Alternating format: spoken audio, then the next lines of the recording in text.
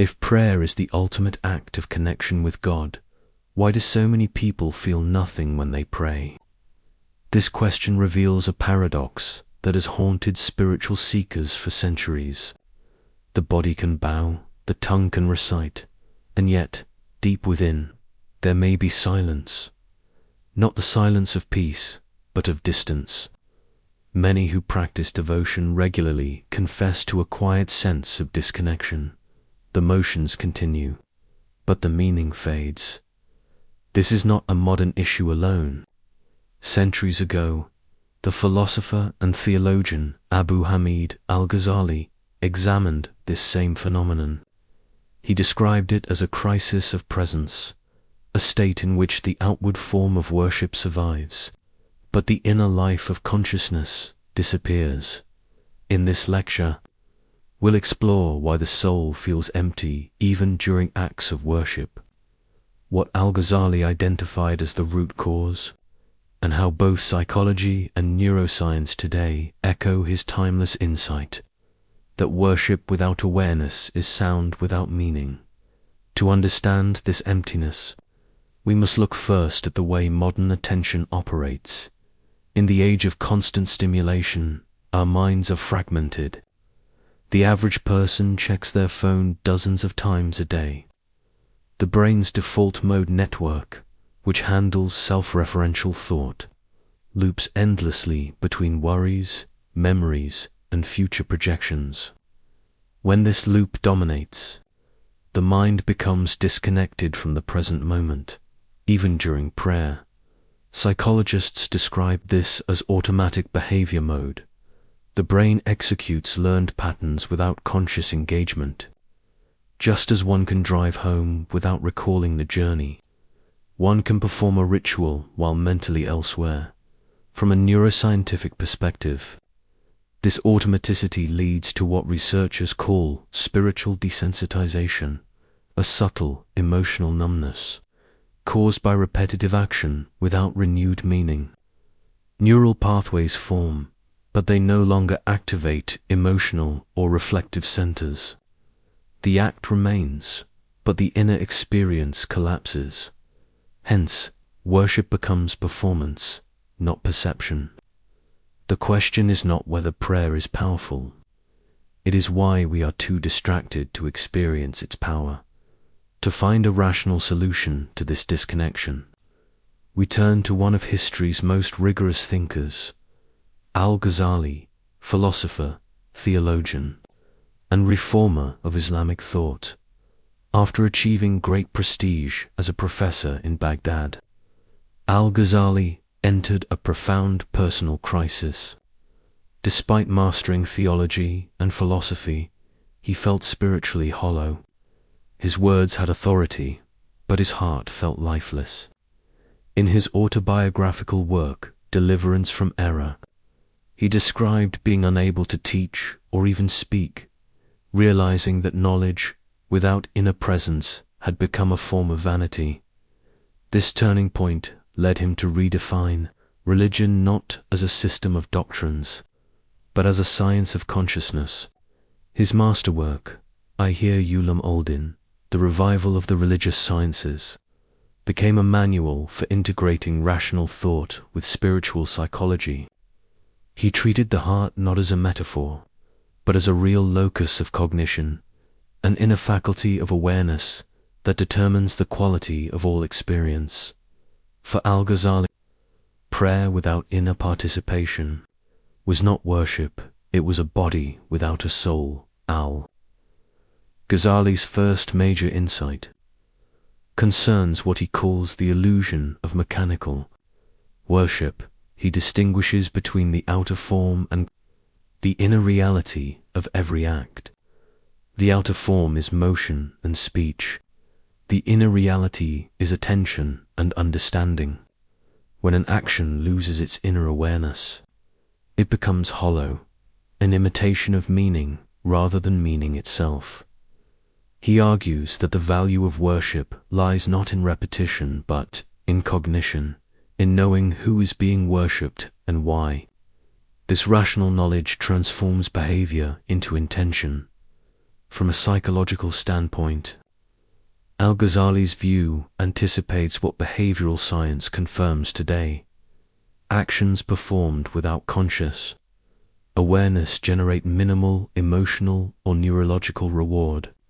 When a ritual becomes mechanical, the brain's dopaminergic system does not associate it with fulfillment or significance. As a result, the act feels empty because the meaning processing circuits are bypassed. Thus, what we often call spiritual failure is, in truth, a cognitive failure, the separation of awareness from action, the antidote to this mechanical worship. According to Al-Ghazali, is hudur al-qalb, the presence of heart. He defines it as the heart's attendance before the real. In other words, it is the moment when attention and being coincide. The mind is not dispersed in imagination or memory. It is fully engaged in the awareness of the one being addressed. He contrasts this with ghafla, or heedlessness, the state of mental noise that veils perception. The individual may still be praying, but the heart is absent, preoccupied with the world. In modern terms, this maps precisely onto findings from mindfulness research. Sustained attention, as shown in multiple studies, decreases amygdala hyperactivity and increases prefrontal regulation. Neuroimaging reveals that such states produce coherent alpha oscillations in the brain, a neural harmony that corresponds to what Al-Ghazali called or tranquility. For him, presence was not mystical emotion but a disciplined awareness that made worship transformative. It is, in his words, to stand before God as though you see him, and if you do not see him, to know that he sees you. Beyond attention lies a subtler principle, or intention. Al-Ghazali explains that every action arises from two sources, knowledge and desire. Intention is the point where they meet. If one's understanding of God is abstract, intention becomes mechanical. But if one's knowledge is experiential, intention becomes alive. In cognitive science, this aligns with the model of goal-directed attention. When motivation and understanding are synchronized, actions gain coherence and emotional significance. When they diverge, meaning collapses. Al-Ghazali also distinguishes between intention and awareness. Intention is the aim. Awareness is the recognition that sustains it. Without awareness, intention fades into habit. To illustrate, when a person prays only because they should, the act remains external. When they pray knowing I am addressing the source of my existence, the act becomes a dialogue between consciousness and its origin. Modern psychology's self-determination theory supports this. Intrinsic motivation, rooted in meaning, not obligation, generates higher engagement and well-being. The emptiness of the soul, therefore, arises when intention loses its cognitive foundation. A central metaphor in Al-Ghazali's writings is that of the heart as a mirror. He explains that the heart is designed to reflect divine reality. However, excessive desire, stress, and distraction cloud its surface. In his terminology, sins are not only moral acts, but psychological disturbances, states that distort perception. In modern psychology, this can be compared to cognitive distortion, biases, and emotional residues that prevent accurate perception. Overthinking, anxiety, and resentment act as mental dust. From a neuroscientific viewpoint, chronic stress elevates cortisol, which impairs prefrontal regulation and dulls emotional sensitivity, a biological version of what Ghazali called veiling. Purification is therefore not sentimental cleansing, but cognitive reorientation. It involves reducing interference, removing noise from perception so the signal of reality becomes clear. When the mirror is polished, knowledge is no longer conceptual. It becomes direct awareness. The person no longer knows about presence. They experience it, perhaps. Al-Ghazali's most counterintuitive idea is that feeling empty is not a failure, it is the beginning of insight. He writes that the absence of joy in worship is a sign that the door of presence is still closed. This diagnosis, far from condemning, invites reflection. The soul's emptiness is its own feedback mechanism, a signal that awareness has drifted. In contemporary psychology, this aligns with metacognitive awareness, the capacity to observe one's own mental state. When a person notices their distraction or numbness, they have already stepped into awareness. Neuroscience confirms this as well. The anterior cingulate cortex, responsible for detecting cognitive conflict, activates when we realize we've lost focus. This self-detection is the first step toward realignment. Thus, in Ghazali's system, emptiness is not divine absence, it is an indicator of potential presence.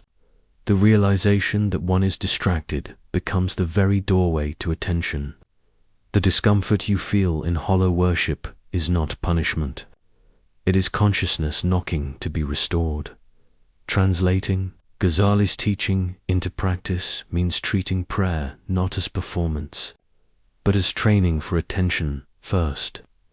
He recommends what he calls gathering the heart, pausing before prayer to reorient the mind. Modern neuroscience supports this through cognitive priming, where a brief moment of focused reflection enhances attention and emotional stability. Second, conscious breathing can prepare the nervous system for presence. Studies on vagal tone show that slow, steady breathing reduces sympathetic overactivation, creating physiological readiness for calm awareness. Third, reflective intention should precede every act.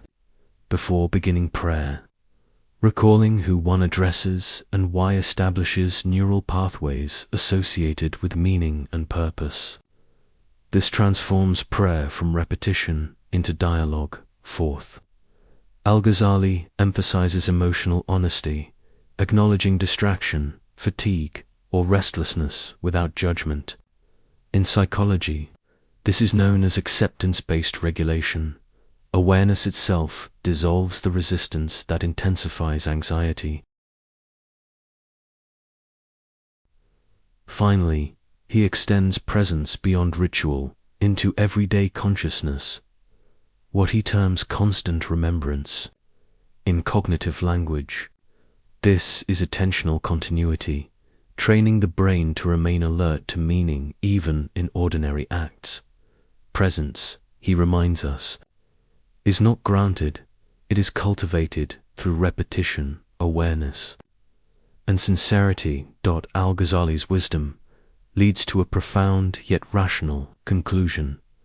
Spiritual emptiness does not arise from lack of faith, but from lack of conscious participation.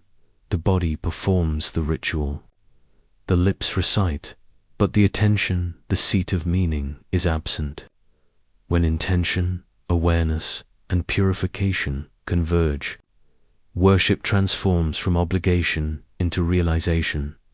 Modern psychology and neuroscience increasingly confirm his insight. Attention, coherence, and self-awareness are the mechanisms through which the human being experiences meaning and connection. The goal, then, is not to increase the number of rituals, but to awaken the reality within them. For when the heart becomes present, prayer ceases to be something one does. It becomes the state in which one exists, and in that state, emptiness disappears, not because you have filled it, but because you have finally become aware of the one who was always there.